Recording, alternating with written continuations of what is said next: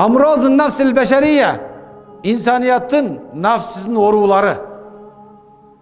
6 oruğu var. Birincisi el kibir, tekebbürçilik. İkincisi el hasad, köre albastık, içi tardık. Üçüncüsü el buhl, sarangdık. Dördüncüsü anad, kökbettik, başalamandık. Beşincisi at-tamma dep koyat. Açgözlük. Altıncısı gazap, açуулuk. 6 oruğu var.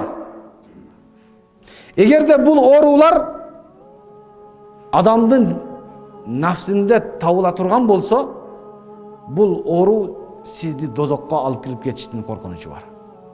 6 oru. 6 oru özünüzün nafsinizde bar bola turgan bolsa, bir öz ile al sizni dozokka alıp kirip ketişinin mümkünçülüğü var. Adamdın denesindeki oruğlar bu hiç kaçan eğisin dozokka alıp kirip.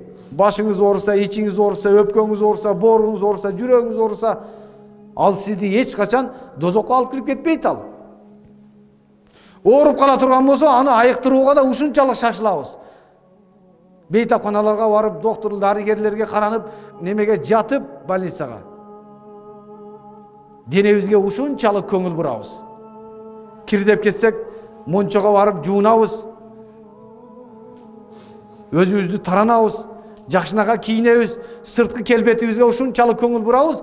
Бирок ички дүйнөбүздө нафсибиздин оорулары бар, 6 оору. Бул оору менен биз бүгүн ооруп атабыз. Бирок эч кимибиз көңүл бурбайбыз. Көрө албастык деген менен канчалаган бир туугандар ооруп атат. Ачуулук деген менен канчалаган бир туугандар ооруп атат.